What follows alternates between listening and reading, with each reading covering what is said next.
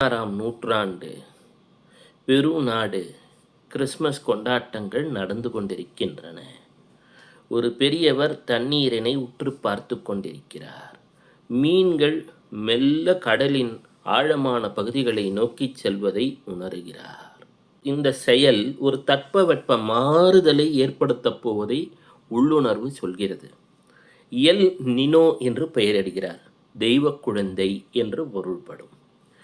ராகுவும் கேதுவும் எப்பொழுதெல்லாம் மகத்திலும் சதயத்திலும் இருந்து வெளிவட்டார கிரகங்கள் என்று சொல்லக்கூடிய வருணன் மற்றும் அருணன் நெருப்பு மற்றும் காற்று ராசிகளில் உள்ளனரோ பெரும் வெப்பநிலை மாற்றங்கள் ஏற்பட்டு விடுகின்றன.